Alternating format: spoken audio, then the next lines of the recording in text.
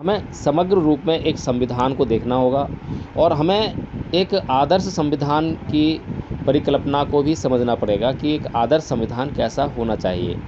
फिर उसकी तुलना हम एक आदर्श संविधान की तुलना भारत के संविधान से करेंगे और तब हम जानेंगे कि क्या भारत का संविधान विश्व के लिए, विश्व के किसी भी देश के लिए एक आदर्श संविधान साबित हो सकता है या नहीं हो सकता है। उसके बाद जब हमारी श्रद्धा भारत के संविधान में आएगी तो वह मैं समझता हूँ कि उचित श्रद्धा होगी, वह अंधश्रद्धा नहीं होगी। अभी जो भी हमारी भावनाएं हैं, वो जो श्रद्धा है संविधान के प्रति जो है हमारी, वो मैं ये समझता हूँ कि वो अभी मात्र अंधश्रद्धा ही कही जा सकती है, वो श्रद्धा या सच्ची श्रद्धा नहीं कही जा सकती है। आज जिस प्रकार से मैंने संविधान के बारे में जो सुना, जो चर्चा सुनी, मुझे उससे लगा कि अभी हमें संविधान का, यानी भारत के संविधान का वाचन करने से पूर्व अभी हमें संविधान क्या है इसी पर चर्चा और एक दो बार कर लेनी चाहिए। अभी इस विषय को अच्छी तरह समझ लेना चाहिए कि आखिर संविधान है क्या।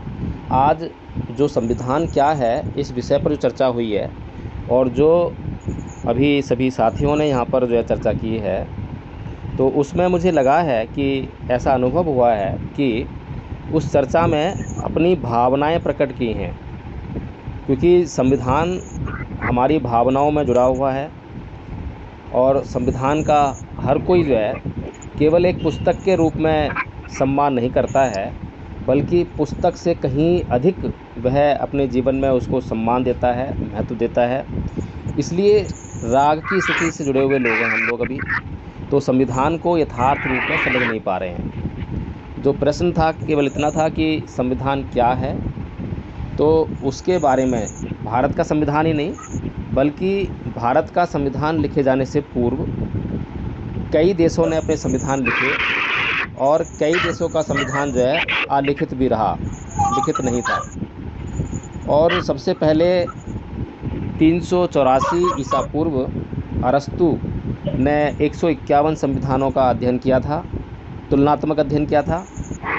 तो संविधान की जो बात है हम देखते हैं कि अरस्तु के समय से पहले चली आ रही है, यानी कि अगर उस समय 151 संविधान है तो उसके बाद जो है तो करेंगे तब ठीक आएगा, श्रीपाल कमाई हो तो ठीक आएगा।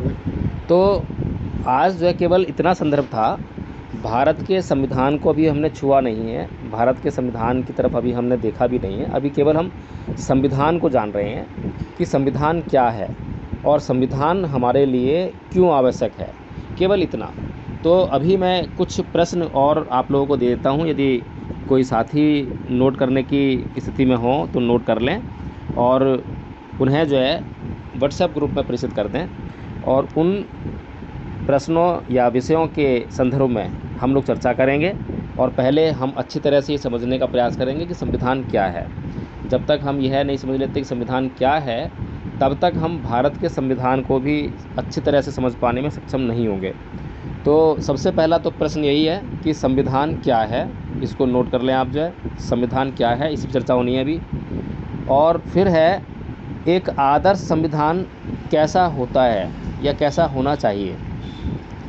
तीसरा है संविधान और धर्म, इस विषय पर भी हमें जो है सोचना चाहिए। चौथा है संविधान और कानून, इस विषय पर हमें सोचना चाहिए। पांचवा है संविधान और नैतिकता। फिर उसके बाद है संविधान और मनुष्य। फिर है भारत के लिए संविधान। संविधान से जुड़ा हुआ और भी कोई विषय है यदि आप लोगों के मन मस्तिष्क में आता हो तो उसको भी साथ में प्रेषित कर दें और इन पहलुओं पर हम चर्चा करेंगे।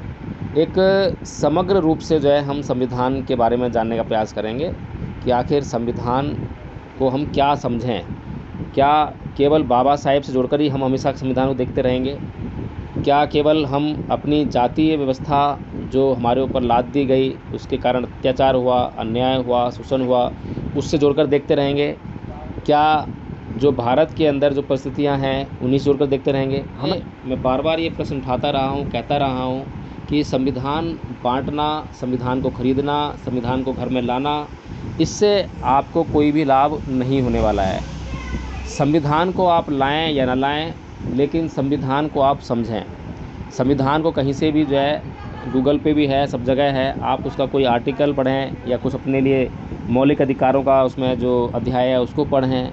जो भी महत्वपूर्ण बिंदु हैं उसका आप जो है अध्ययन करें, समझने का प्रयास करें। जब आप संविधान को समझने का प्रयास करेंगे तब आपकी जो श्रद्धा उस संविधान के अंदर आएगी तो वो निसंदेह सच्ची श्रद्धा होगी। और हमें इस भारत को, जैसा कि आज शनिवार है और हमने कहा था कि भारत के नागरिकों का शनिचर उतारना है, ये बात बिल्कुल ठीक है।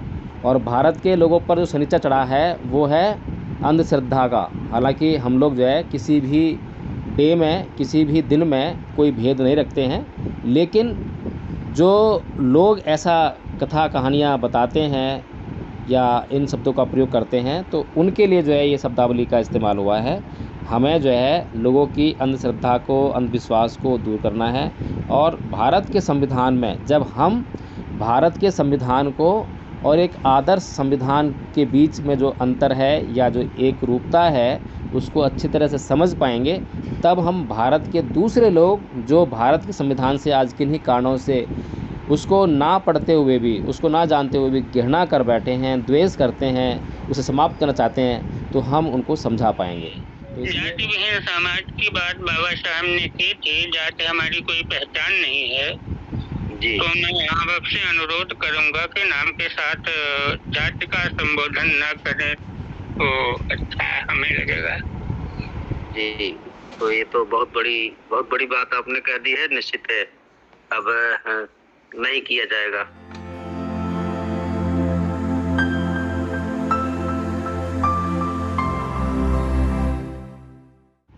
ऐसा मार्ग जो समता का बोध हो, उसी संबोधियान को साध करके बाबा साहब ने संविधान लिखा, यानी समता का विधान। जो हमारी वर्ण व्यवस्था कड़ी में अड़ी रेखा थी, बड़ी रेखा थी, उसको समतल करने के लिए संविधान। इसमें न कोई छोटा है न कोई बड़ा है। हमारी समझ में तो वैसे तो मैं जो समझता हूँ कि लोगों के मीठे फल का रस अंतर ही दित कबावे, बहुत ज्यादा तो नहीं कबाएंगे, लेकिन उसका चार्ट है कि एवरीबॉडी इक्वल बिफोर लॉ, कानून की नजर में सभी बराबर हूँ।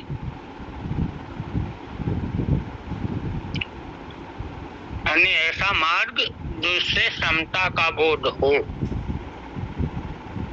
उसी को संविधान के रूप में बाबा साहब ने संबोधित किया जी। बहुत बहुत साधुवाद आपका जी। आदरणीय वकील साहब कृपया बताएं। जी, मैं संघ से बीच बीच में प्रश्न करने की अनुमति चाहता हूं ताकि संघ से जो है थोड़ा सा प्रश्न वगैरह किए जाएं। वैसे तो मैं ये कहूँगा कि संविधान से जुड़े हुए जितना आपका और आपके पेशे वाले होते हैं उतना हम लोग नहीं है, सामान्य चीज जानते हैं।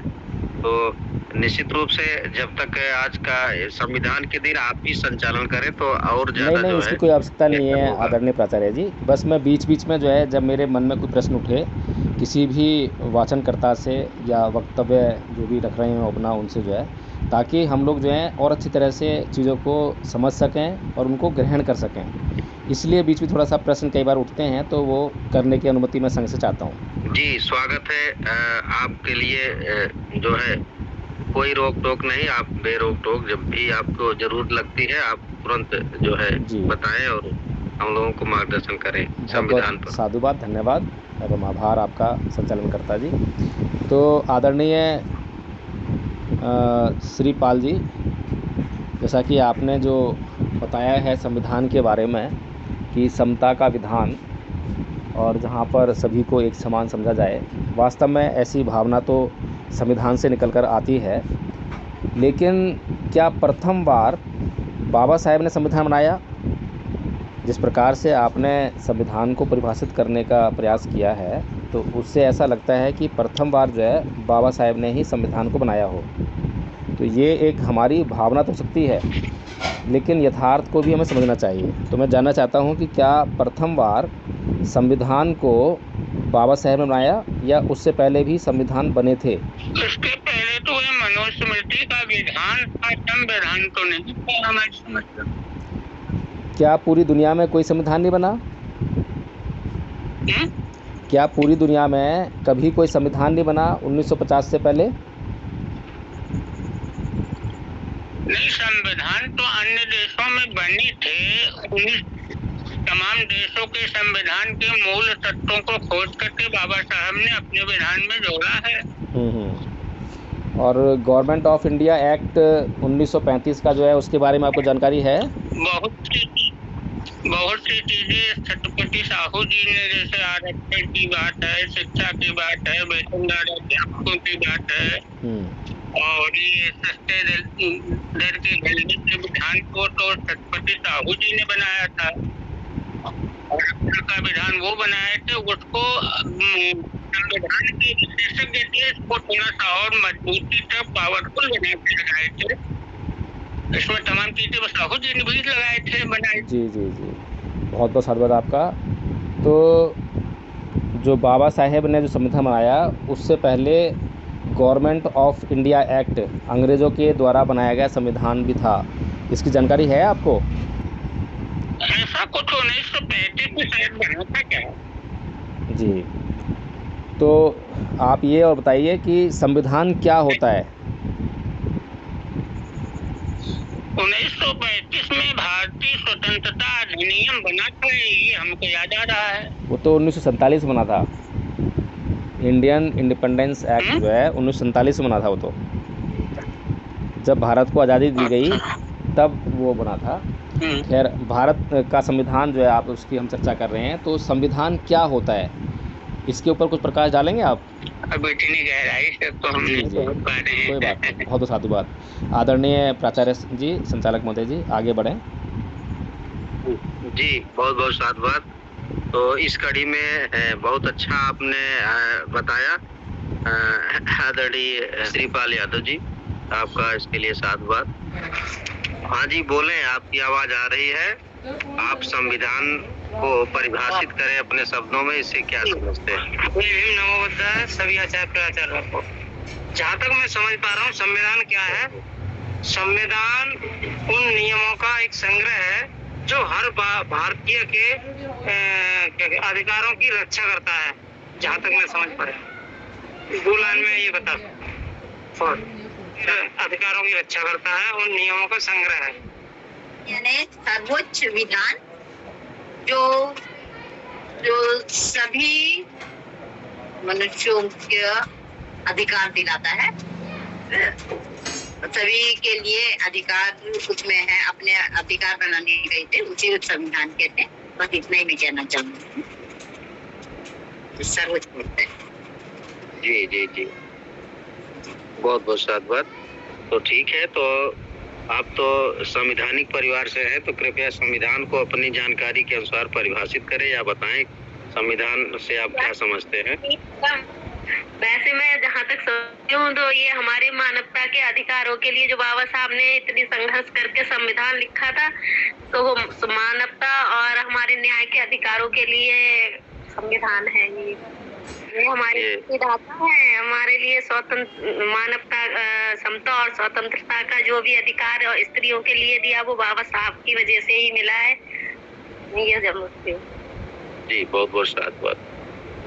तो इसी कड़ी में मैं आमंत्रित करता हूँ आदरणीय आचार्य रोहित जी। आदरणीय आचार्य रोहित जी, कृपया संविधान को परिभाषित करें। जी, जय भीम। जय भीम। संविधान के बारे में तो संविधान देखिए, संविधान तो अभी अगर हम देखें, इतिहास को भी देखें, तो ये संविधान ये अभी का नहीं है। ये संविधान तो उस समय से है जब से राजा महाराजा का शासन रहा है। जिस समय जब यहाँ पे औरंगजेब था, या फिर उसके पहले महाराष्ट्र में शिवाजी महाराज है, या औरंगजेब के भी पहले कि जितने भी शासक हुए, तो इनके भी कुछ विधान थे, इनके भी कुछ नियम थे अपनी प्रजा को चलाने के लिए, अपने शासन को चलाने के लिए।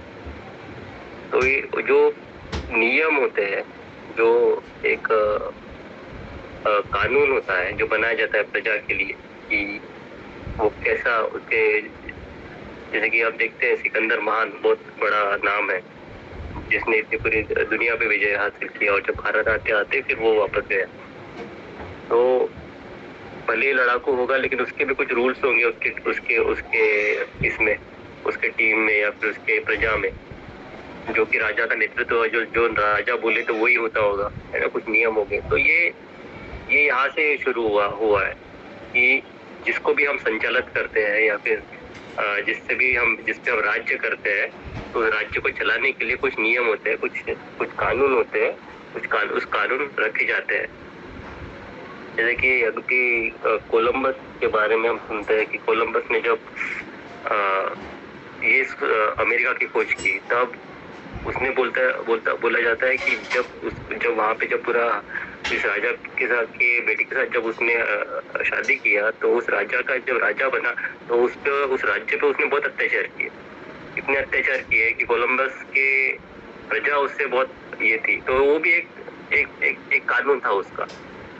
तो वहां से चलते चलते जब आप औरंगजेब तब आते थे, तो औरंगजेब हो गया, फिर ये अपना अकबर हो गए, इनका भी कुछ राज्य था, इनके कुछ नियम थे, तब उस समय उनके हिसाब से प्रजा चलती थी। तो ये एक विधान था, ये कॉन्स्टिट्यूशन था।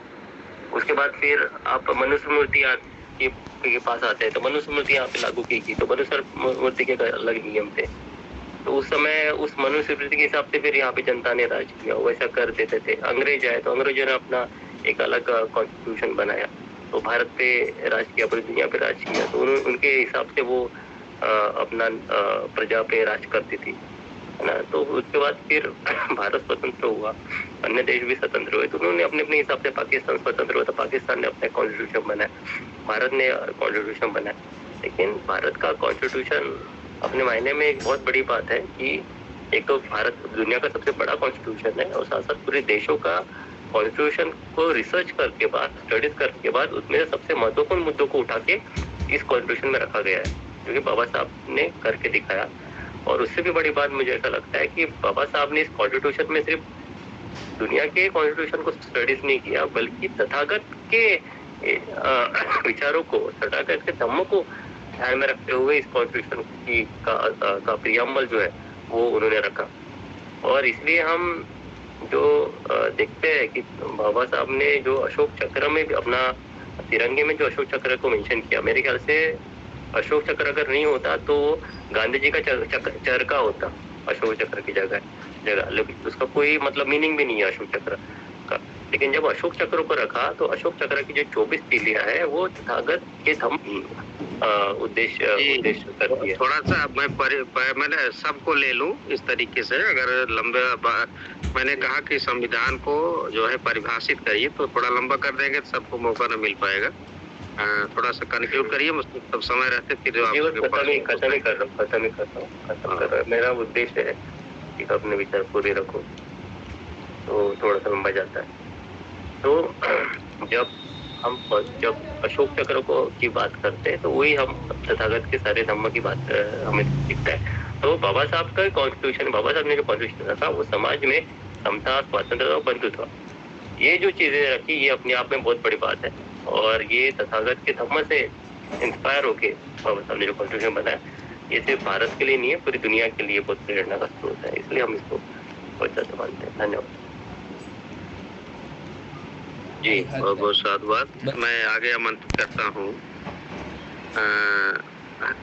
आदरणीय आचार्य अशोक जी, कृपया संविधान को आप परिभाषित करें। बहुत बहुत साधुवाद सभी को। करे जय भीम होताय। और आपके आदेशानुसार अध्यक्ष की अनुमति के द्वारा पूर्व अनुमति से मैं संविधान की परिभाषा के रूप में बताना चाहता हूँ कि संविधान किसी देश का वह नियम और कर्तव्य और अन्य नियमों का एक संगठन है, यानी तो संबंध रूप में, संविधान के रूप में और विधान के रूप में दिया गया एक पुस्तक है, उसको बताया गया है। इस प्रकार से समान नियमों को एक संबद्ध करके एक जिससे राज्य शासन चल सके, उसको हम संविधान कहते हैं, मेरे विचार से। जी बहुत बहुत साधुवाद। आमंत्रित करता हूँ आदरणीय आचार्य मुकेश जी। संविधान की जो प्रस्तावना है वो भाईचारा, बंधुता और समानता पर आधारित है। सभी को समान अधिकार, बस मैं यही कहना चाहूँगा। जय भीम। जी बहुत बहुत साधुवाद। तो इसी कड़ी में मैं आगे आमंत्रित करता हूँ आदरणीय आचार्य योगेन जी। कृपया संविधान क्या है इसके बारे पर, इस पर आप जो है अपने विचार रखें, परिभाषित करें संविधान क्या है। जी आदरणीय आचार्य जी, आपका बहुत बहुत साधुवाद, बहुत बहुत आभार। आदरणीय अध्यक्ष जी की पूर्व अनुमति से और आपके निर्देशन में मैं शुरू करता हूँ। आपका प्रश्न है संविधान क्या है। तो संविधान मूल सिद्धांतों का एक समुच्चय होता है, जिससे कोई भी राज्य हो या देश हो या कोई भी संगठन हो जो अभिशासित होते हैं और उन नियमों का वहाँ पर पालन होता है, उसके आधार पर वो चलते हैं या कार्य करते हैं। वह किसी भी संस्था को परिचालित करने के लिए बनाया हुआ एक नियमों का जो संहिता हम कह सकते हैं, नियमों की पुस्तिका कह सकते हैं, तो वह संविधान है। और संविधान प्रायतः जो लिखित होते हैं। जी मैं यही जी बहुत बहुत धन्यवाद आदरणीय निर्भय दास जी। संविधान विषय में हम क्या बताएं, संविधान तो उसी से तो हला देश चल ही रहा है जो कुछ है। हाँ, समता मूलक समाज है हमारे आकलन से।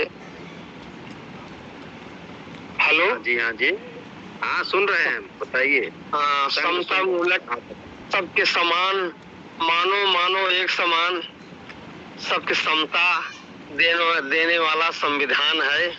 हाँ, इसमें ना कोई छोट ना कोई बड़ा, सबको सम्मान। वही संविधान हमारे आकलन से है, हमारे सोच से। जी जी वही अपनी सोच ही बताना है, कोई हाँ। लिखा पढ़े में रट करके नहीं बताना है। बहुत अच्छा आपने बताया। बहुत अच्छा, बहुत बहुत साधुवाद। धन्यवाद। आचार्य विकास जी, यह बताएं कि संविधान को आप कैसे परिभाषित करेंगे, किसे कहते हैं, बताएं। क्षमा चाहूंगा, इस विषय में क्षमा चाहूंगा, कुछ नहीं बोल पा रहा हूँ। जी संविधान को अपने शब्दों में कुछ भी बताएं, ऐसा ना कहें, ऐसा नहीं कुछ संविधान से आप समझते नहीं है। जी सबका एक संविधान बना हुआ है, सबका राइट है, यही बोलना चाहूंगा। जी कोई बात नहीं, बहुत अच्छा। तो इस कड़ी में मैं आगे आमंत्रित करता हूँ आदरणीय आचार्य सत्येंद्र जी। आदरणीय आचार्य सत्येंद्र जी। जी आदरणीय प्राचार्य जी, जय भीम नमो बुद्धाय। सभी को जय भीम नमो बुद्धाय। आपका जी, क्योंकि आपको जानकारी है कि आज संविधान पर चर्चा होनी है, तो के विषय में आज की चर्चा है। इस पर मैं तो विशेष नहीं कुछ कर सकता हूँ, बता सकता हूँ, थोड़ा अन्य काम में व्यस्त है, लेकिन संविधान से हमें बहुत कुछ मिलता है। संविधान हमें बोलने की शक्ति देती है। संविधान से हम सब कुछ जीवन जीते हैं, अपना हर सुख सुविधा संविधान से लेते हैं। संविधान हमारे लिए सबसे सर्वोपरि है। बस मैं इतना ही कहूँगा। जय भीम नमो बुद्धाय। अर्थात संविधान उन नियमों का संकलन है जिनके आधार पर किसी देश की शासन व्यवस्था चलाई जाती है। संविधान उन कायदे कानून की किताब है जिससे किसी भी देश को सुचारू रूप से चलाया जा सकता है। आदरणीय आचार्य नीरज जी, कृपया संविधान को परिभाषित करें जी क्या संविधान को आदरणीय प्राचार्य जी, जय भीम नमो बुद्धाय। जय भीम नमो बुद्धाय जी, संविधान नियमों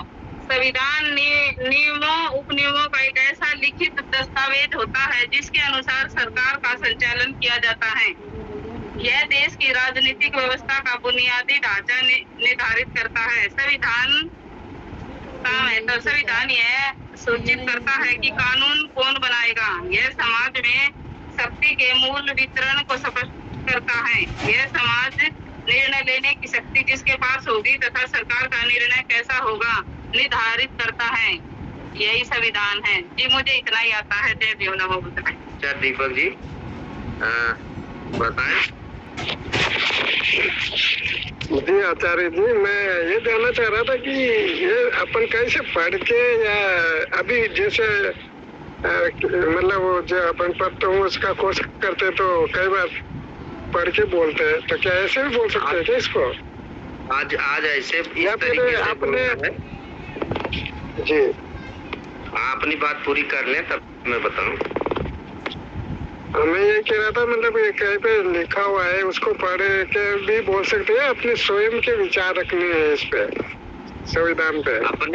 अपने आज शुरुआत है परिचय की कड़ी में कि आपका पूर्व ज्ञान कितना है संविधान पर, तो यही बताना है कि आप उस चीज को क्या समझते हैं, कैसे समझते हैं, क्या जानते हैं, इसके संविधान को से आप क्या समझते हैं, यही इसमें बताना है।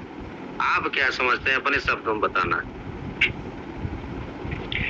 जी ये बात तो ठीक है कि एक किताब है, उसी के मतलब जिसमें नियम कानून बनाए गए हैं हर इंसान के जीने के लिए, मतलब बोलने का अधिकार दिया गया है, समानता का अधिकार दिया गया है हर जानवर को भी, और जो सर्जीव है लेकिन वो बोल नहीं पाते ऐसी चीजों को भी उसमें जीने का अधिकार है। जैसे अभी पेड़ हो गया तो उसको भी, हालांकि वो बोलता नहीं है लेकिन फिर भी उससे हमें कई लाभ मिलते हैं। वायु सांस लेने के लिए वो ऑक्सीजन देता है, खाने के लिए फल देता है, फूल देता है, तो हर चीज तो ऐसे संविधान में ऐसे कानून लिखे गए हैं जो उनके आधार पे सभी को जीने का अधिकार है और बोलने का अधिकार है, हर चीज का अधिकार है। और मैं मानता हूँ कि जो जीने का अधिकार, ये अधिकार तो स्वयं ईश्वर भी नहीं देता है, और वैसे ईश्वर तो होता भी नहीं, लेकिन जो बताते हैं, जो उसके हिसाब से मैं बता रहा हूँ, जिसके हिसाब से मैं मतलब अभी तक चलता आया हूँ उसके आधार पे बता रहा हूँ ये बात। तो बाकी वो चीज तो जीने का अधिकार तो वो भी नहीं देता है। जैसे देवी देवताओं को भी बकरे चढ़ाए जाते हैं, मुर्गे चढ़ाए जाते हैं, तो वो देवी देवता भी जब जीने का अधिकार नहीं दे सकते, लेकिन वो चीज हमें संविधान ने दी है। तो मैं इतना ही कहना चाहूंगा कि मैं ये सबसे बढ़कर है, ये सबसे सर्वोपरि है हमारे लिए संविधान। और विशेषकर हमारे क्षेत्र कास्ट के जो होते हैं SC/ST के लोग, उनको तो सब कुछ संविधान के माध्यम से मिला है। तो संविधान हमारे लिए, उसको चाहे भगवान मानो या कुछ भी मानो, लेकिन हम जितना भी सब कुछ कर रहे हैं ये संविधान की बदौलत है। तो संविधान को हमें नहीं भूलना चाहिए, ये इतना मैं कहना चाहूंगा जी। जी बहुत बहुत साधुवाद, बहुत बहुत चंद्रकांत जी को, आदरणीय चंद्रकांत जी। सभी आचार्य प्राचार्यों को मेरा सप्रेम जय भीम, और सभी मेरे धम्म बंधुओं को सप्रेम जय भीम। संविधान के बारे में उनको अंग्रेजी में कॉन्स्टिट्यूशन कहा जाता है, हिंदी में संविधान, और हमारे मराठी में घटना कहते हैं। अरे क्या घटना घटी?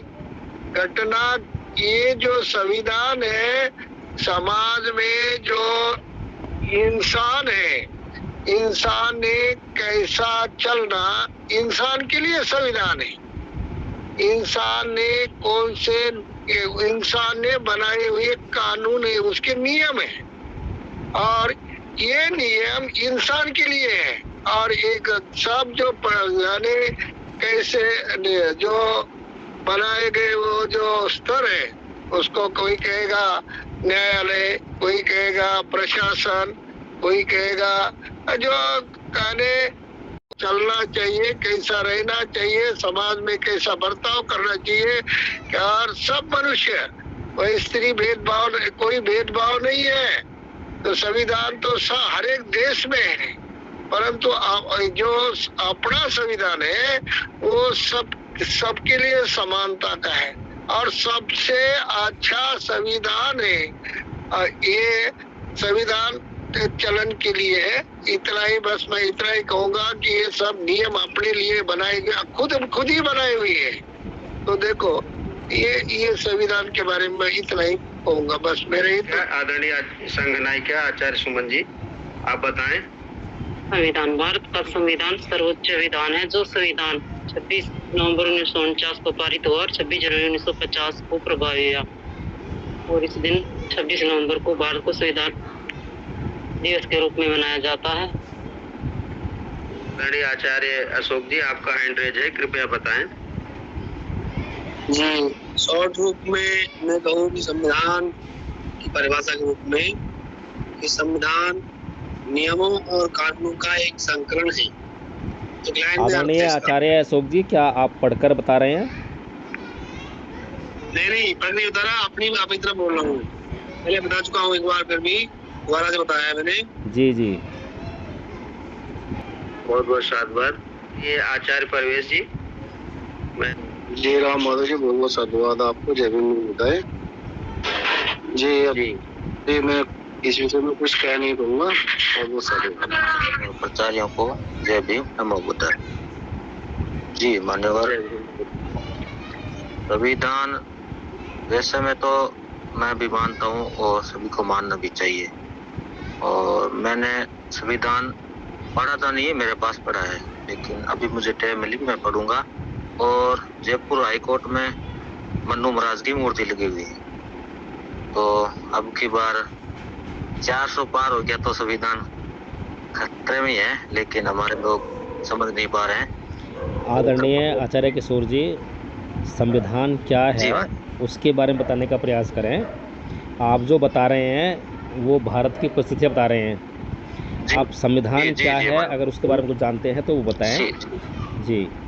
जी, संविधान ये है कि राजस्थान में यहाँ पे जातिवादी ज्यादा है, लेकिन संविधान की वजह से हम आज़ादी से जी रहे हैं और जहाँ भी बैठते हैं तो संविधान की वजह से बोल पाते हैं, संविधान वजह से उठ पाते हैं। लेकिन यहाँ पे देवी देवता के मंदिर भी बहुत है, उसके वजह से हम कुछ नहीं कर पाते हैं। यहाँ पे तो केवल हम संविधान को ही मानते हैं। मैं तो इतना ही जानता हूँ और आप हमसे छीने वो जानते हो, इतना ही मुझे ज्ञान है। लेकिन सब कुछ संविधान की वजह से हम थाना कचहरी जहाँ भी जाते हैं तो संविधान की वजह से ही बोल पाते हैं। लेकिन और तो सारे कुछ है देवी देवता, उसको तो हम मानते भी नहीं है और संविधान की वजह से बोल पाते हैं। जी मान्यवर जी। अब आप बता सकते हैं, अब आप बताएं संविधान किसे कहते हैं, जी बताएं। जहाँ तक मेरी जानकारी है संविधान के बारे में, मैं इतना कहना चाहता हूँ कि संविधान किसी देश की वह कार्य प्रणाली है जिसके तहत जो है उस देश की शासन व्यवस्था चलती है, जिसमें मानव के नागरिक के यथोचित अधिकार एवं कर्तव्य जुड़े होते हैं। बस इतना मैं कहना चाहूंगा संविधान के बारे में। मैंने सोचा कि मैं भी कुछ कह दूं, बता दूं, और विशेष जानकारी तो नहीं है। जी, कोई बात नहीं, केवल परिचय आज हो रहा है। अब आप समझेंगे कि सप्ताह में अब संविधान की चर्चा होगी। जी। तो जैसे सभी लोगों ने कहा कि मानव के लिए संविधान है, निश्चित रूप से मानव मात्र को ध्यान रख करके मानव ने ही संविधान बनाया है। धन्यवाद, साधुवाद। सभी आचार्य को बताए।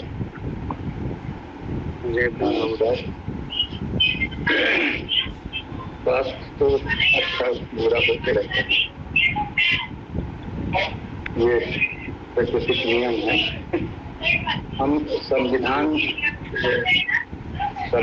जो है हमारा जान है, प्राण है, जीवन है।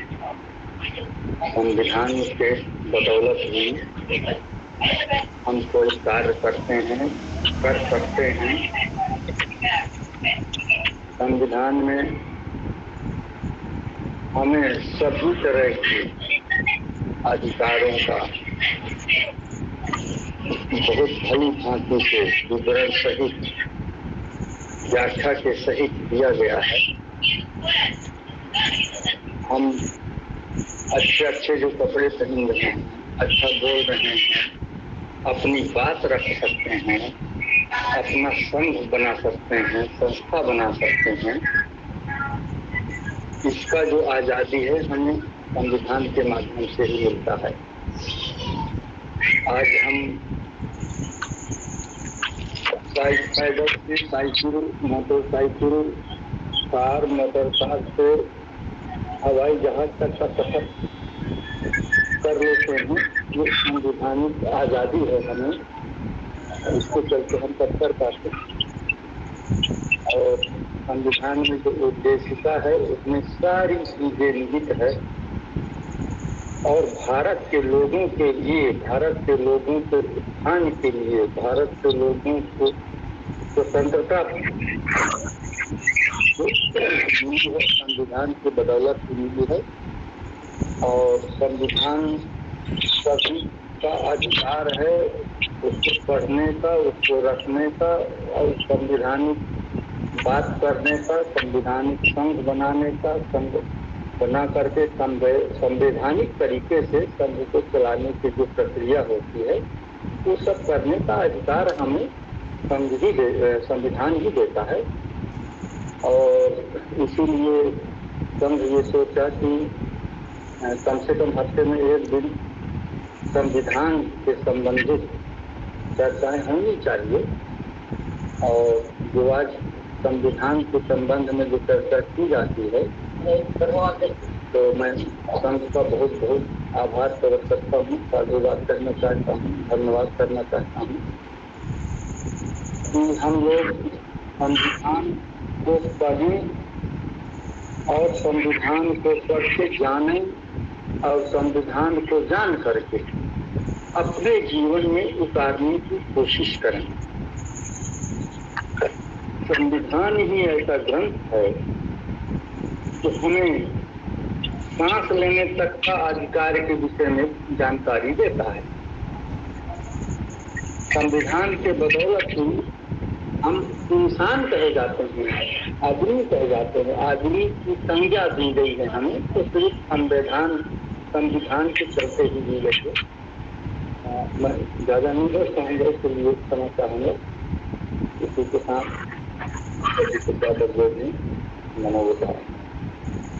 जी बहुत बहुत साधुवाद आपका। जी आदरणीय संघ नायिका आचार्य सुमन जी कृपया बताएं।